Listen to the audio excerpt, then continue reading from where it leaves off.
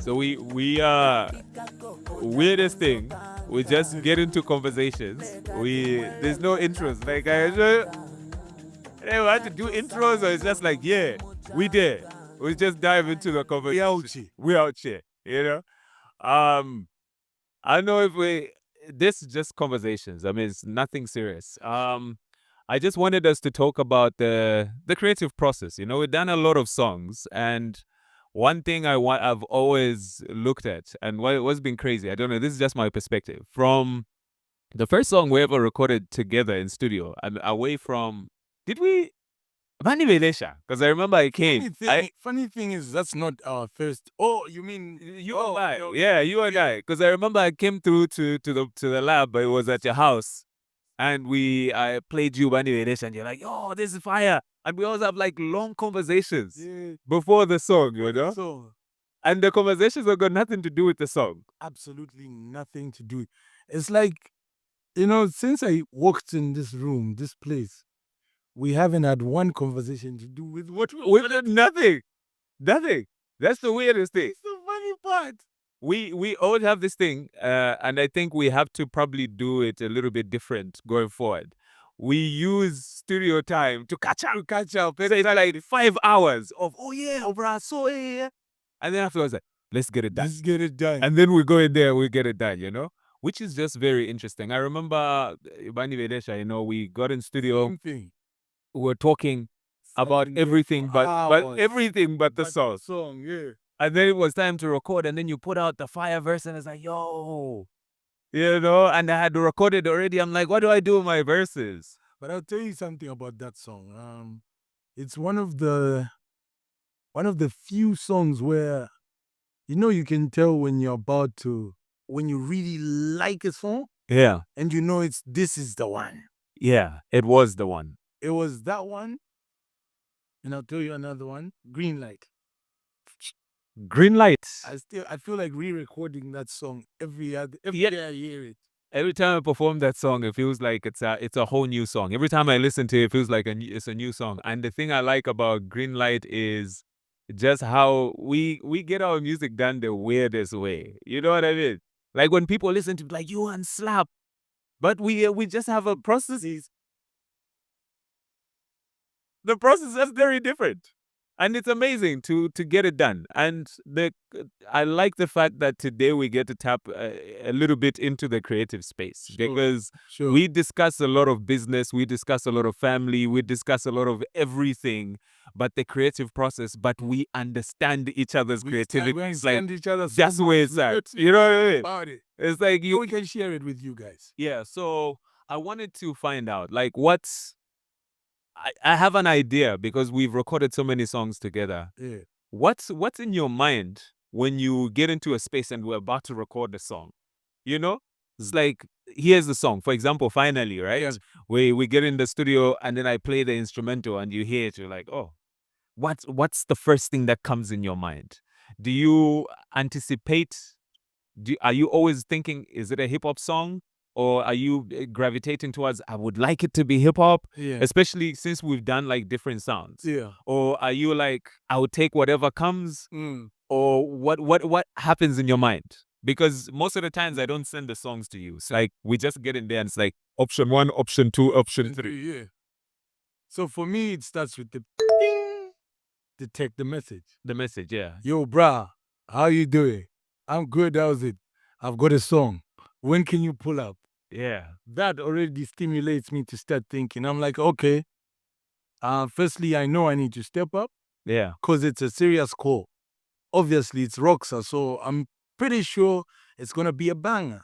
Yeah. So whatever I'm doing leads me straight to start thinking of, so what kind of song is it this time? Yeah. You know what I mean? Yeah.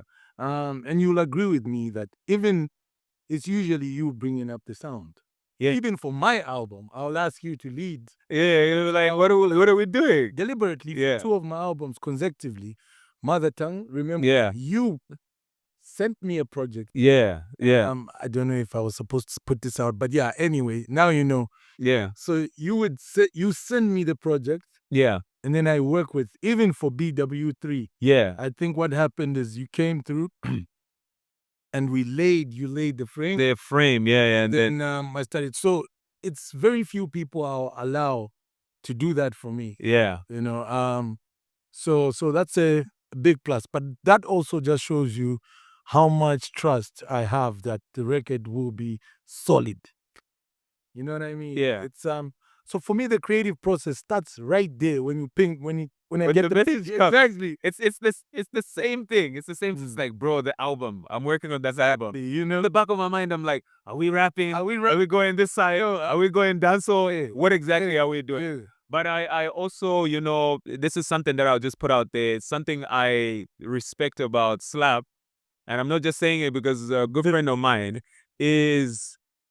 There's just this thing when you get in studio, when we get in studio, that I know that the outcome of what we're working on is going to be It's gonna great. be solid, yeah. You know what I mean? It's like there's never a doubt. Nah. I've done like songs with artists where it's like you get in the studio, you get it done, you're like, how do I tell this guy that we cannot drop the song? But like with the works that we've done, it almost just feels like it's meant to just come out the right way. Exactly. And I honestly feel like also it's because of the balance. We just reached a stage in life where it's like we kind of understand each other too. we understand the creativity. We're in a space where it's not like I'm trying to get into your space, you're trying to get into my space too. Yeah. It's just like Yeah. like brothers getting in a space like, okay, we can create this, how are we gonna move? How are we gonna We don't think too much about I need to get into the song and I need to outdo. Yeah. And that's the thing I like. I also like how like Slap will be in studio. And this is just in case you've never been in studio with Slap. Slap will be listening to a song, it's like, okay, cool, okay, I get it. And then he locks in. And then he drops the verse. Like, dude, where did this come from? You know what I mean? Like, I was here with you. And you just been there like, guys. And then he drops. Like when we're recording finally, man. Like most of the times, like we get the songs, we record songs in the same space. Yeah. Like I'm usually like trying to, also thinking of what I'm going to record, but we finally had already recorded my parts. So I got a chance to view your creative process, like where you're just there thinking, what am I going to do here? I'm going to move. And just the process was amazing. I wish the fans could get like the behind the scenes of these things. Then they'll get to appreciate the music more, you know? Also, it's the conversation, the pre-studio convo, the delivery convo that we always have, the catching up. Yeah.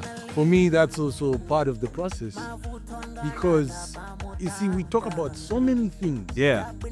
And usually, you would have already told me what the song's about. Yeah, through the convos. Through the convos, Yeah. exactly. So we talk about something else, maybe family or whatever, and you bring up this song. So even like on this song, I want us to, that's the whole. And then you're thinking, and you're building. I'm building on that, off our conversation. So you find sometimes, and not sometimes, all the time, time drags because we're spending too much time talking about other things. Exactly. Like It's off the song, you know what I mean? So craziest thing, we start having conversations we can start having a conversation at 5 p.m. We are only recording at 1. Exactly. You know what I mean? All this before is conversations that got nothing to do with the song. Yeah. And then we get into the studio and get the song done. It's like, yeah, it's fire, right? Yeah. So it's good. And then we move. Yeah. And for me, I think, and I'm hoping, one day we get to see a Slap documentary and people can get to see the madness before the final product.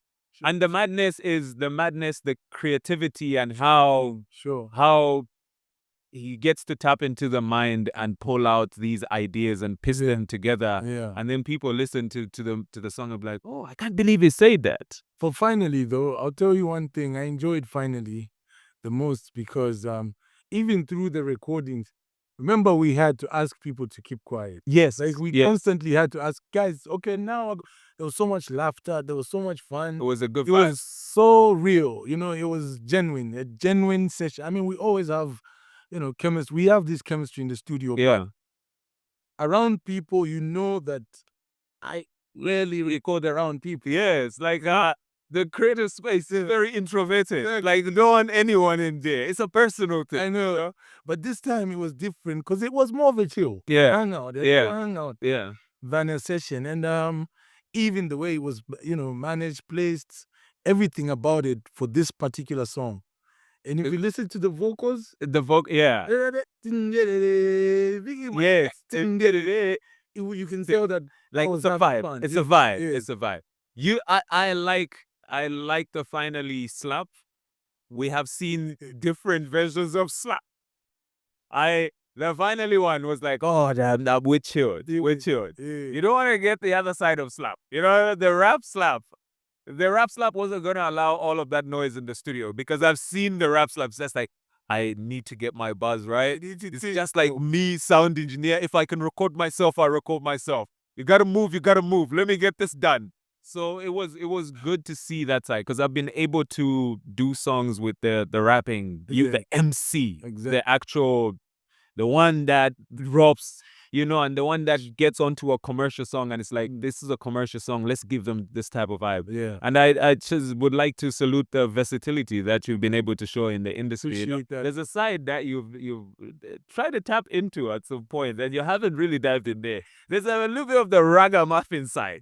That has happened before, but Slap is very versatile and I am hoping in the future, I mean, when he's doing his albums, he's very like we know we need to get the rapping Slap. Oh, I know. But like when you get him on a feature, guys, like the man is versatile. Just Appreciate that. if you can, and if you give him the right instrumental, he can actually deliver and do different things. Like Appreciate I like the fact that you've reached that mastery. Yeah. Where it's like you get the work, you just do what you feel is right in the music space without feeling like I need to prove a point to do this because the point was already proven a long time ago. Appreciate that. And now it's like you're just getting into a space where it's like, Sitting with you, I man. need to get it done, you know? And congratulations on this album. I must say, man, this tops this, well, not really tops, but is one of my favorite Jay Rox albums. One of my favorite Jay Rox albums. I'll say that again, because this is a versatile album. The Thank word you. is versatility, actually. It's Versatility. very versatile. It's diverse. You've got this sound, you've got this, you've got this. So big ups on that. Big up, big up, big up. Yeah, so one last question. Yeah. What would you like people to feel when they listen to songs like your verse on Finally 10 years from now? Or just your music 10 years from now? What would you like people to feel when your music plays? First of all, I'd like them to go, wow. First of all. But as they are going, wow, I want them to get the chills. You know, to the uncle to Yeah, like it gets the I want dots and based on, I say that because when I write my music, I don't want bars. I don't want to do bars that I don't want to say basic because that would sound disrespectful. I don't want to do bars that are hard, but with no meaning. Exactly. Yeah. You know, I want my music with purpose. Mm. A bar must not just be well placed, well said, and ooh, you go, ooh, yes, Yeah. the ooh's a fun part. But I want it to move somebody, give you a shift. I'll give you an example of Lil Wayne bars. Lil Wayne will drop bars and you get it will move you, like it will take you, first of all, you pause the song, So take off your glass, yeah. and start thinking, like, wow. You let it sink in. Yeah. Soak it in, and you're like, wow. Yeah. You know what I mean? So that's what I want for my music. I want people to soak it in and appreciate it. Yeah. Not just the bar as it is, but the bar because of what it sends to you. Yeah. I tell you, I've been able to experience your music after 10 years. You know, I was asking 10 years from now, but I've been able to experience some of your songs that have been around for over 10 years. And I'll say, always ahead of your time. You've been able to shift this space, and I will, every chance I get on every radio interview or TV interview, I have to say this. Let us respect the greats that have been able to come through and shift the narrative and created a narrative for a lot of us guys out here. So big up. You know, we're hoping we can get to dive more into these creative spaces. Yeah. One. Bless up.